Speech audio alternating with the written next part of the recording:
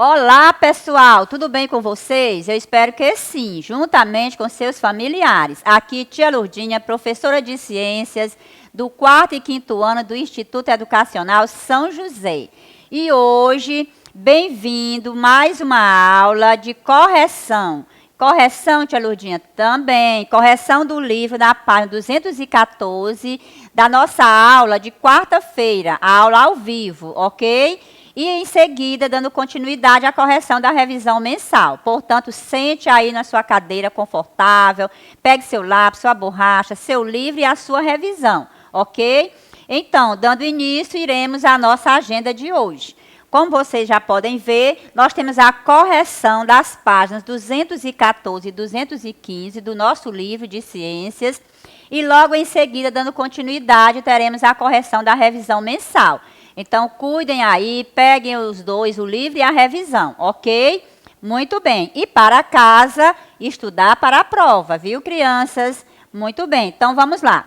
Na questão 1, tem o seguinte: dê 2 exemplos de materiais que são misturas e substâncias e que você utiliza no dia a dia. Com certeza, a tia Lourdinha sabe que vocês... Pensando na inteligência de vocês, vocês deram assim N exemplos. Ah, tia Lourdinha, você falou um exemplo, eu coloquei diferente, está errado? Não. Sempre a resposta que a tia Lourdinha gosta é a resposta do próprio aluno, não é isso? A resposta que você criou, que você entendeu. Então, mistura. O que é uma mistura? A mistura é quando você coloca vários elementos, não é isso? E junta ambas e mexe num ingrediente só, tá certo? A tia Lourdinha na aula falou de mistura. A massa do bolo é uma mistura? É, não é isso? Você mistura ovo, massa, óleo ou manteiga, e aí faz aquela mistura e transforma em um único elemento, que é o bolo, não é isso? O nosso café da manhã também é uma mistura. Mistura de quê, tia Lourdinha? Mistura de água, açúcar, café, não é isso? Leite. São N elementos que a gente junta e transforma em uma mistura. O suco também é uma mistura, não é isso? De quê? De açúcar, água, frutas. Então, vamos lá. Na primeira questão, eu tenho certeza que vocês colocaram aí N, não é? Exemplos. Mas a tia colocou aqui uma sugestão. O bolo é uma mistura, o pão também é uma mistura. Ah, tia Lourdinha, o pão é uma mistura de quê? De trigo, não é? Óleo ou manteiga, sal. Então, é uma mistura de vários elementos. O suco, o café e outros. Você pode ter dado outros exemplos do seu dia a dia, ok? Muito bem. Agora, vamos para a página 215, tá certo, gente? Ainda a 215, tá certo? Perdão, aí a tia colocou 214, mas a página 215, ok? E a questão 2. Nós temos um texto que diz assim: leia o texto e responda às questões. A água que sai das torneiras recebe o tratamento para tornar-se própria para beber. Uma das etapas do tratamento é adicionar o cloro e o flúor a ela. O cloro tem a função de matar os micro-organismos e o mineral flúor auxilia na prevenção de cárie dentária. Então, olha só a letra A. A água da torneira é uma mistura? Por quê? Não é isso? Com certeza você, ao ler o texto, você viu que foi adicionado à água o cloro e o flúor. Então, se você juntou mais de uma substância, você transformou o quê? É uma mistura, não é isso, gente? Com certeza, sim. Por quê? Pois ela é composta de mais de uma substância, não é isso? É água, cloro e flúor. Então, ela é uma mistura, sim. Muito bem. A letra B. Por que não é possível distinguir os componentes da água da torneira? Certo? Com certeza vocês não tiveram nenhuma dificuldade depois de ler o texto. Tenho certeza que sim. Então, por que não é possível distinguir os componentes? Olha só, porque eles são dissolvidos na água. Lembram que a tia falou bastante sobre solvente e soluto. Lembram? O que é um solvente, tia Lourdinha? Solvente é aquela substância que tem a capacidade de dissolver outras substâncias, como, por exemplo, a tia falou bastante, o solvente universal é a água, não é isso? A água dissolve inúmeras substâncias, como, por exemplo, açúcar, sal, aquele que suca em pó, Nescafé, né? O café solúvel. E o que são solutos, professora? São todas as substâncias que se dissolvem na água, como o açúcar, o sal, o café, o suco, aquele suquinho em pó, não é isso? São solutos. Então, por que não é possível distinguir os componentes da água, como o cloro, o flúor? Porque eles são dissolvidos na água, ok? A resposta é essa. Então, gente, agora nós vamos dar continuidade na sequência, a correção da tarefa de revisão mensal, ok, crianças? Então, continue aí com a revisão na carteira, na mesa, né, no lugar confortável. Então, a nossa revisão de hoje, ele fala o seguinte: leia os trechos da letra da canção do compositor Guilherme Arantes, Planeta Água. Eu tenho certeza que vocês leram esse texto, tá certo? E viram aí, a água que nasce da fonte serena do mundo e abre um profundo grotão. A água que o sol evapora, para o céu vai embora, virá nuvens de algodão. Gotas de água da chuva, alegre arco-íris sobre a plantação. Gotas de água da chuva, tão tristes são lágrimas da inundação. Terra, planeta, água, terra, planeta, água, terra, planeta, água. Então, assinale a opção que indica a associação correta entre os versos da música e as transformações do estado físico da água do nosso planeta. A tia falou para vocês nas aulas anteriores que a água ela tem a capacidade de mudar de estado físico para o outro, não é isso? E essa mudança de estado físico da água, ela recebe as nomenclaturas como fusão, evaporação, vaporização, condensação e ebulição. Lembram que a tia falou nas aulas anteriores? Então, aí nós temos que na letra da música, o verso fala assim: a água que o sol evapora. Essa transformação da água é chamada de evaporação, tá certo? Vamos ver lá. Aí nós temos virar nuvens de algodão. Será que quando a água vira nuvem de algodão, ela é a mudança de estado é evaporação? A água que o sol evapora é ebulição? Virar nuvem de algodão é solidificação? Olha que a tia falou para vocês que ebulição é quando a água evapora, mas com altas temperaturas, ou seja, com o calor do fogo. Então, você já descarta a letra C.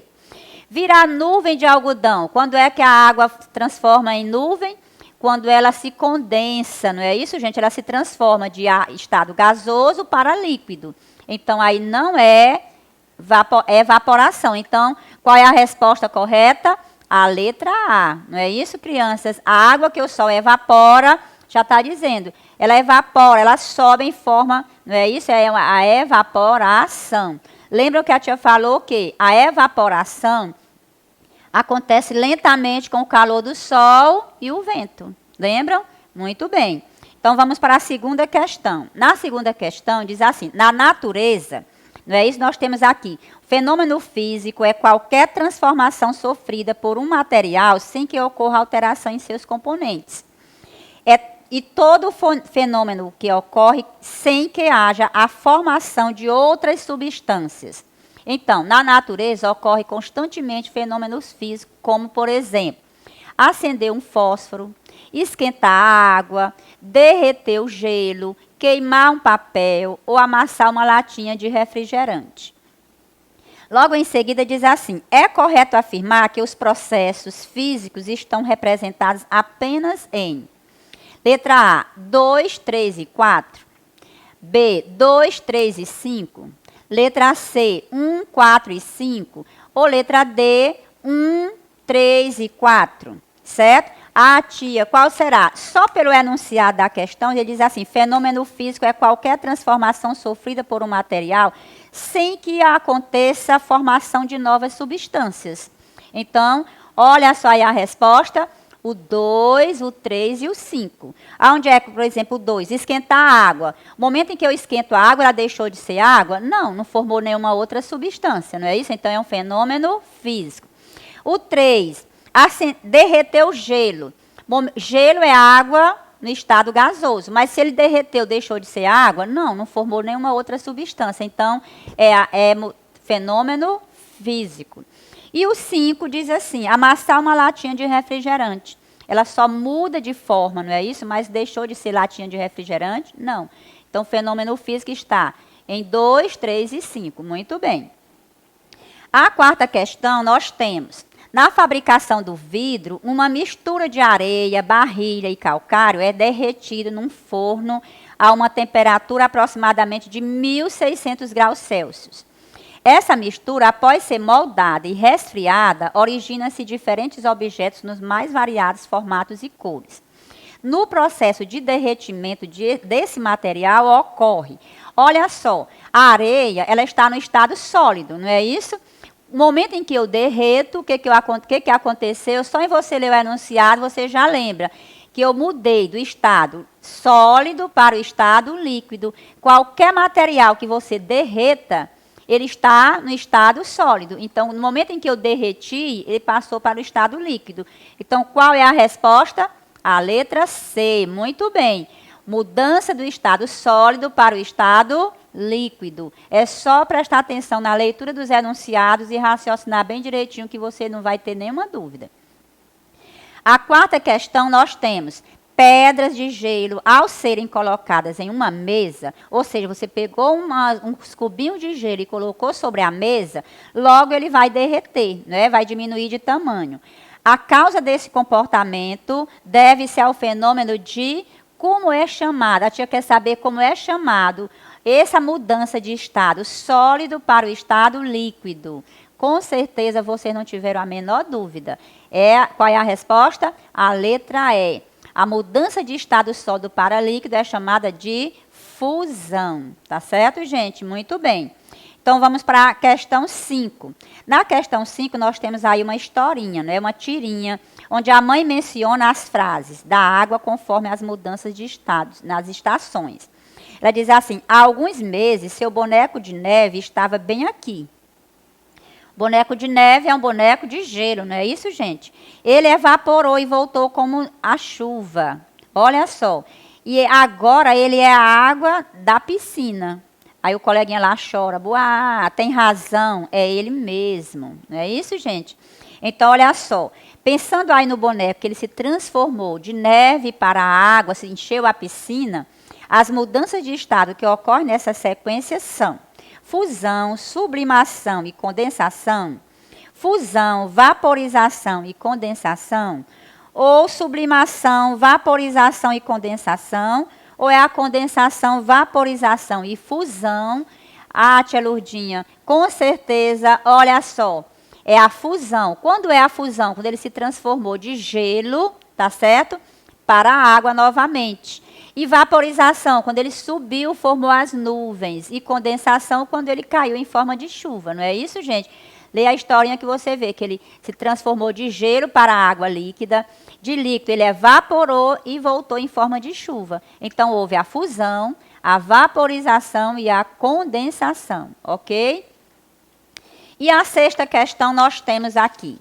Considere os seguintes recipientes. Olha só, com relação ao número de fases, os sistemas podem ser classificados como, as misturas podem ser classificadas como homogêneas ou heterogêneas. Lembram? Então, observe aí, nós temos 3 recipientes. O recipiente 1, só com água. O recipiente 2, nós temos água e etanol, que é o mesmo que álcool. Será, tia Lourdinha, que álcool se mistura na água?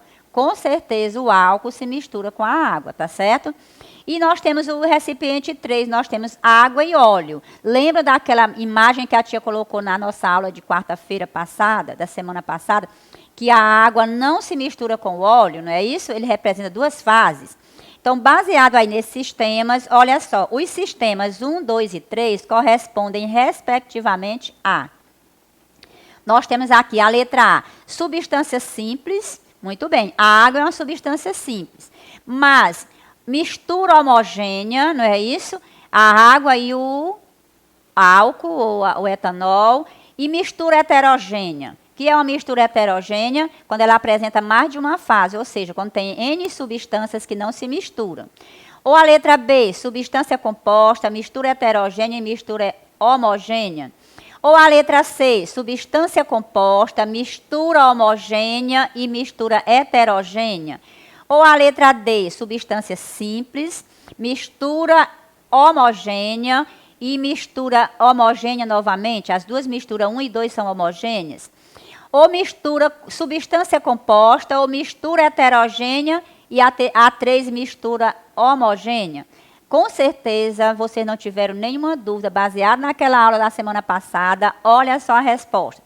O recipiente 1 é uma substância composta. Por que, que a água é composta? Você viu na questão anterior que ela é composta por várias substâncias. Nós temos, não é, água, os gases que compõem a água, não é isso? Que é o oxigênio, o hidrogênio, o nitrogênio. Então, a água no recipiente 1, ela é uma substância composta. Mistura homogênea no recipiente 2. Por que, que é homogênea? Porque o álcool ou o etanol, ele se mistura na água, tá certo? Ele apresenta apenas uma fase. E o recipiente 3 é uma mistura heterogênea, porque água e óleo não se misturam, eles vão apresentar duas fases. Ok, crianças? Muito bem, então é a letra C. Na 7ª questão, nós temos também aqui um experimento. Diz assim, em um experimento, água, óleo de cozinha, corante alimentício e açúcar foram utilizados para produzir misturas. Após cada mistura, observou-se quando ocorria dissolução ou não. A tabela a seguir resume as informações relativas a esse experimento.